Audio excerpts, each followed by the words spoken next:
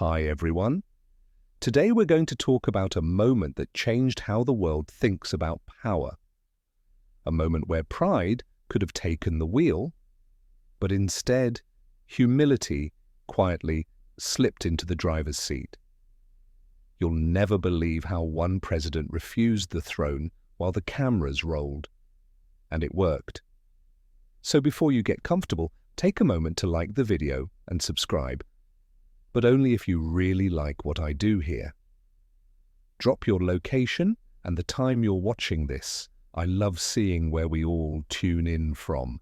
Now turn off the lights, maybe turn on the fan for some soft noise, and let's get started tonight. The sun rose slow over Ouagadougou that morning, the dust in the air still tasting like metal after the last burst of gunfire from weeks before. A transition had happened, quietly, swiftly, and without warning. And just like that, Captain Ibrahim Traoré was president. At only 34, with no polished suits and no entourage, he walked into the presidential office for the first time, alone. Not because he had to, but because he chose to. The room had been emptied of luxury already, leather chairs removed, crystal glasses gone. The portraits of old leaders still lined the walls, but there was something eerie in their silence, as if even they were waiting to see what kind of man would fill this space. Traoré didn't speak much to the press. In fact, he avoided the usual speeches altogether. No grand oath ceremony, no swelling orchestras. Just a press statement confirming his leadership and a list of emergency reforms that left foreign consultants scratching their heads. But the people noticed something different. Instead of holding court in gold-plated halls, Traoré began his presidency by sitting in the dirt outside a school that had been shelled 2 months earlier. He met with teachers, not generals. He asked children about water before speaking to investors. His convoy shrank from 15 cars to 4, then 2, then just one battered Land Cruiser. It wasn't just what he was doing, it was how he was doing it. There was no performance, no theatre, only intention. In a world where power often flexes to be seen, he made himself smaller to listen better. And people didn't know what to make of that. Was it a stunt? Was it naivete, or was it something else entirely? As the days turned to weeks, more began to understand. It wasn't about shaming wealth. It was about recentering leadership. In a nation battered by conflict, corruption, and colonial shadows, Traoré was not trying to be king. He was trying to be useful. And it started with walking where the people walked, eating what they ate, and yes, sitting on the floor if they did too. He spent time in rural markets, where mothers held bags of rice tighter than they held their own futures.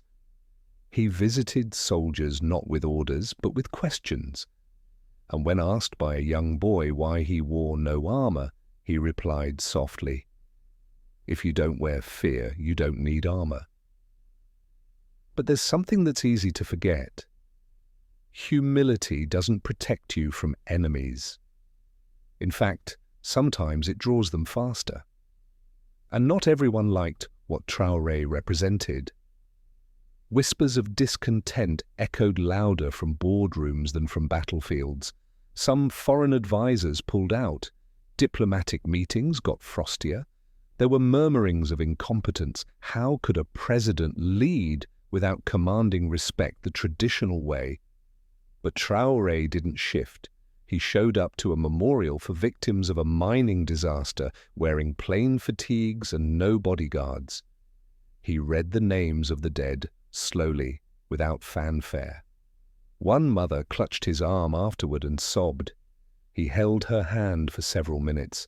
No cameras, no podium, just grief and presence. That's the moment the people stopped doubting, and the world started watching. But not everyone was ready to understand what they were seeing. Far from Ouagadougou, beneath the fluorescent lighting of a committee hearing in Washington, D.C., Congresswoman Jasmine Crockett scrolled through a report on her phone.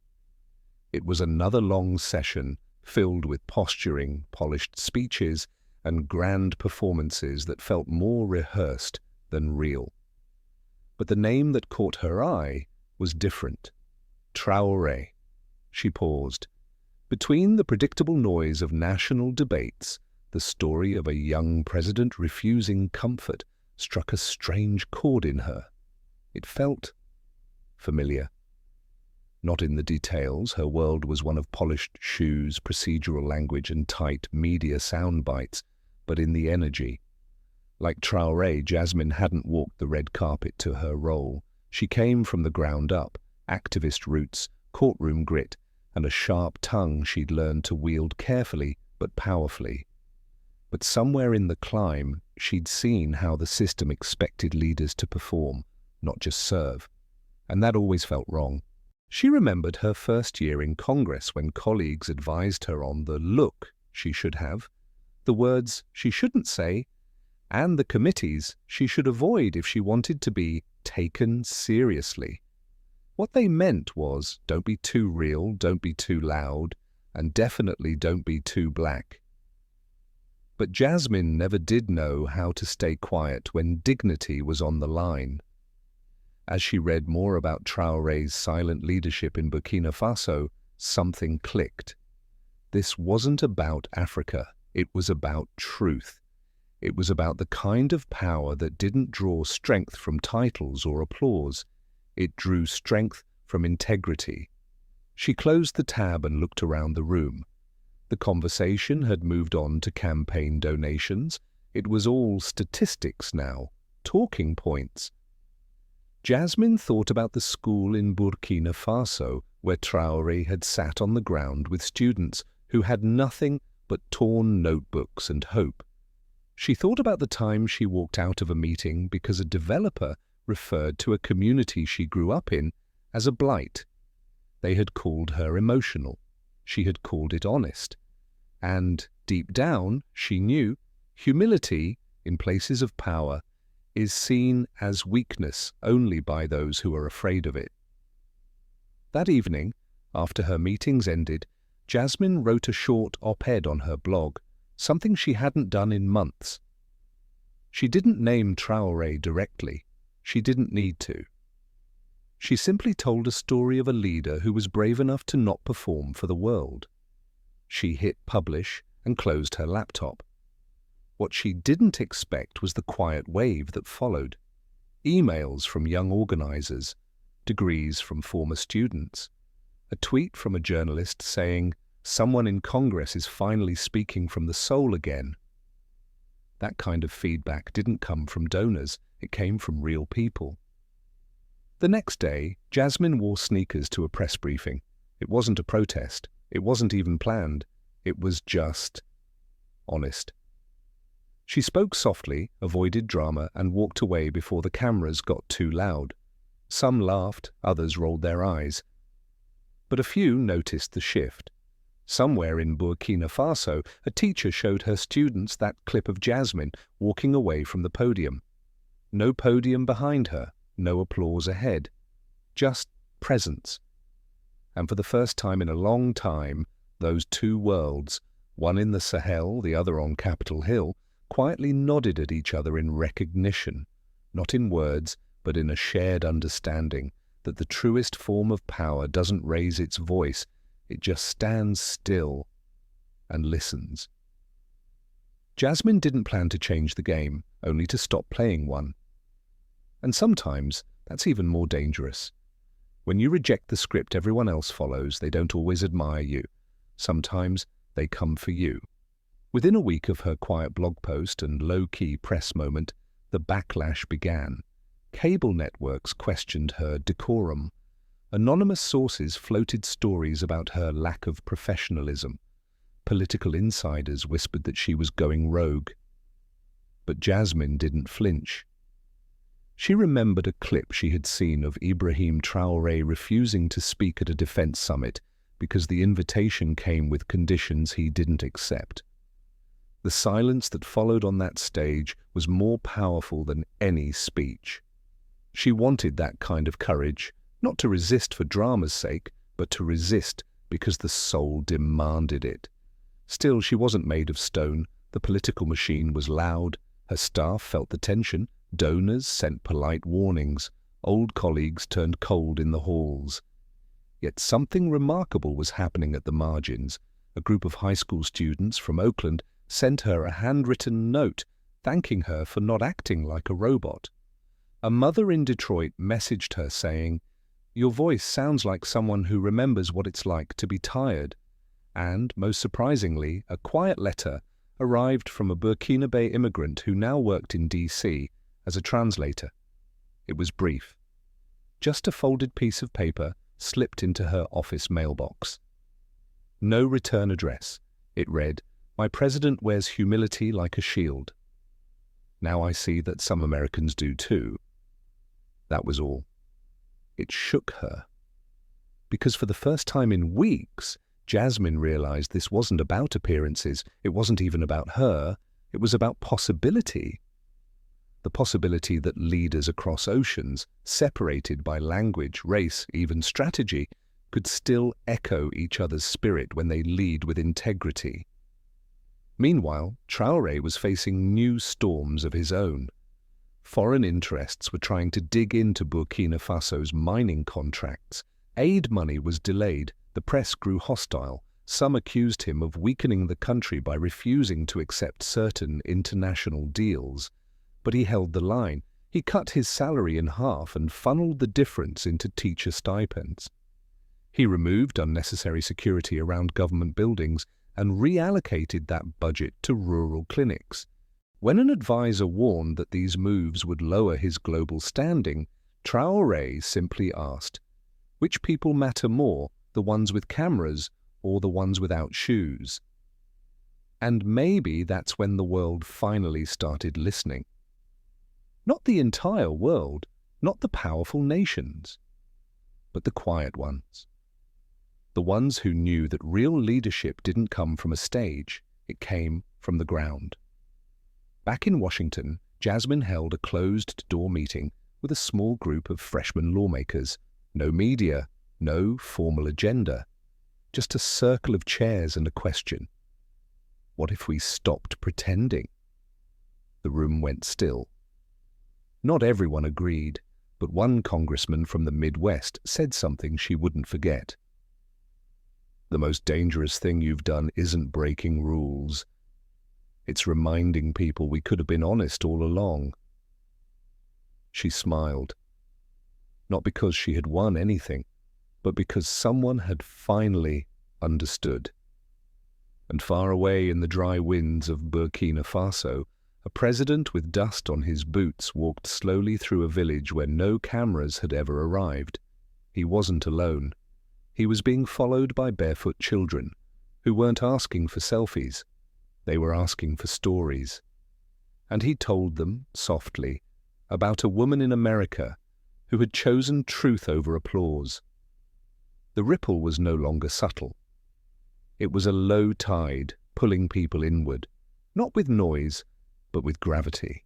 In Burkina Faso, Ibrahim Traoré's presence began changing what leadership looked like, not just in government halls, but in the everyday rhythm of life. Village elders who once waited for aid trucks began organizing collective planting days again. Women started forming local cooperatives without waiting for permission or permission slips. They weren't just following a president, they were remembering themselves. And across the Atlantic, the energy was catching. Jasmine Crockett's refusal to perform for the cameras turned from quiet protest into quiet influence. It wasn't that her colleagues suddenly became revolutionaries, but they began to observe. A few even joined her off-the-record discussions, not to strategize power plays, but to ask real questions, like how to show up without fear, how to lead without a mask. She started something called the floor sessions, closed meetings where young lawmakers could speak with no staffers, no recordings, no spin. The first one had 4 people, the next had 16. And still, Jasmine said very little in them. She just listened. It was something she had learned from Ibrahim. That presence could be louder than politics, that a real leader knows when to shut up and let the truth move through the room on its own. But power doesn't yield just because honesty shows up. It resists. And when it can't win, it tries to mock. Soon enough, conservative media began calling Jasmine the congresswoman with a God complex. They cut clips of her silent protests and overlaid them with laugh tracks. One late-night host dubbed her America's accidental monk. She didn't flinch, because while the noise rose online in real life, her quiet strategy was working. That year, legislation she'd drafted to redirect campaign ad funding into mental health grants for underserved schools gained unexpected bipartisan support. Not because it was flashy, but because it was rooted in truth. It was the kind of policy that couldn't be argued with unless you wanted to look heartless. And though it didn't make headlines, the bill passed. Ibrahim heard about it through a West African news brief. He smiled and folded the newspaper. Because thousands of miles away, he knew what it meant when humility turned into law. It meant someone had learned how to wield soft power with precision. That same week, he walked into a meeting with regional ministers, wearing the same plain green fatigues he always wore. No tailored suits, no security detail, just him, his notes, and his vision. Halfway through, a young minister from another country leaned forward and asked, "Do you ever worry they won't take you seriously?" Ibrahim answered by doing what no one expected. He stepped outside to speak with the janitor cleaning the hallway, asked about his children, asked what he thought the government should focus on. Then he came back inside and sat down. "Now I'm ready to continue," he said. That gesture wasn't lost on the room. Suddenly everyone was quiet. Not out of fear, but out of a strange, overwhelming respect. Because when a leader speaks with everyone, especially those the world forgets, he's telling a different kind of story. And when a congresswoman holds the silence of a nation in her hands and refuses to cheapen it with noise, she's doing the same. Their countries were different, their tools were different, but the story they told was one and the same. That sometimes the loudest message you can send is whispered, and the bravest choice you can make is to stay grounded, even when the spotlight begs you to rise. In the stillness before dawn, when most of the world was still asleep, 2 stories quietly converged, one in the red clay heart of West Africa, and the other under the fluorescent hum of an American office building. Jasmine Crockett sat at her desk, surrounded not by aides or advisors, but by her own questions. A new vote was coming up, one that could determine funding allocations for education versus defense. The kind of vote that on the surface seemed routine. But beneath it, a choice between power that served profit and power that served people. She wasn't the only one feeling the weight of the moment. In Ouagadougou, Ibrahim Traoré was preparing for a live national address, not to boast or broadcast, but to level with his people. The agricultural reform plan had faced obstacles, droughts had threatened new progress, and still he intended to look into the camera, not to promise miracles, but to promise accountability.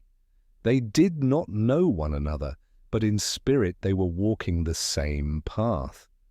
When Jasmine cast her vote later that day, it was not with a grand speech.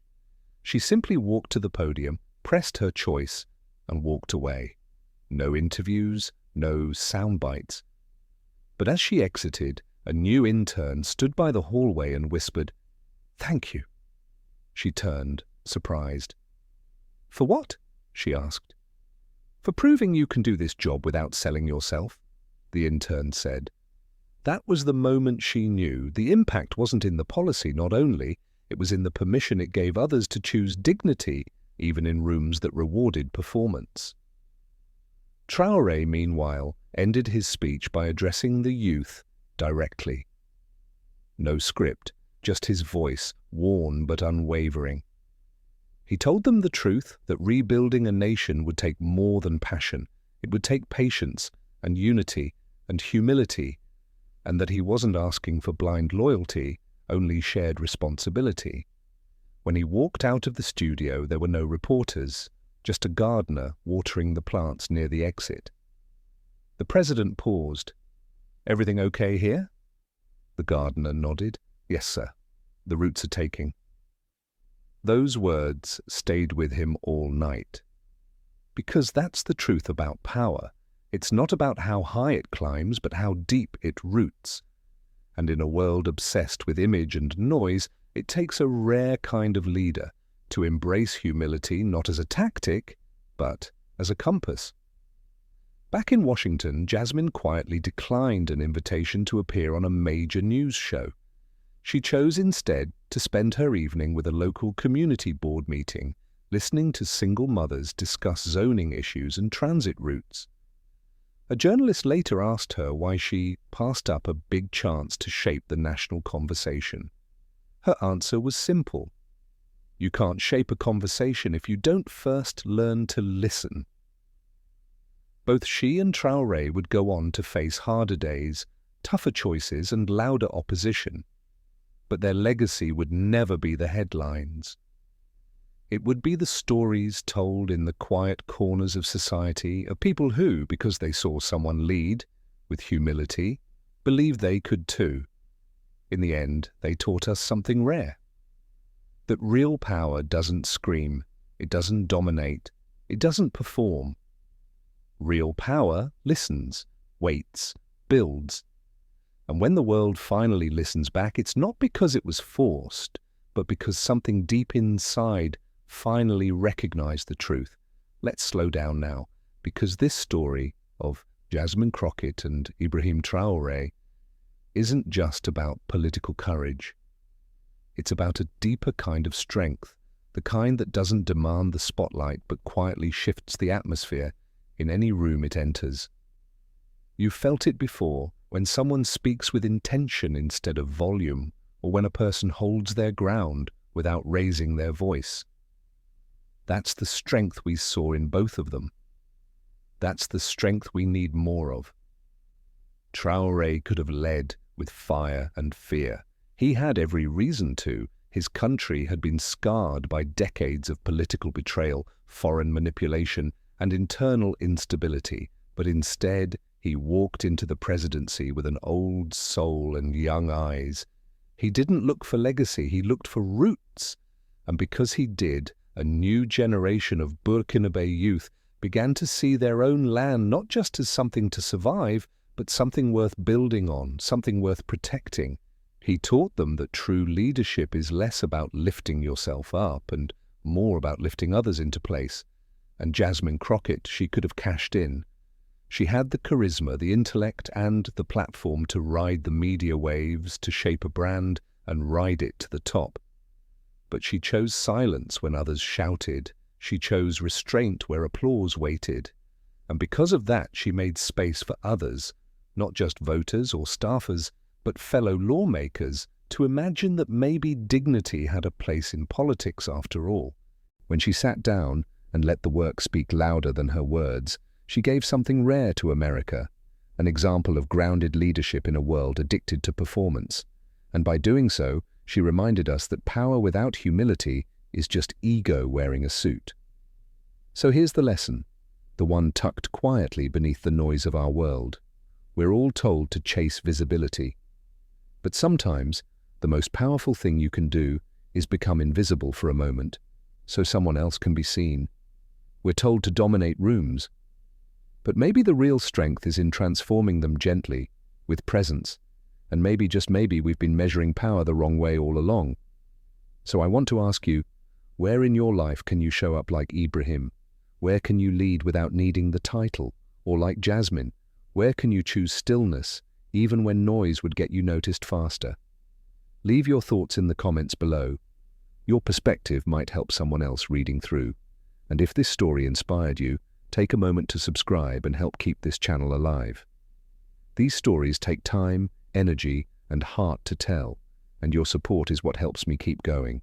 Let's build a community that values real power, the kind that listens, the kind that roots deep, and the kind that, when the world finally notices, is already changing lives.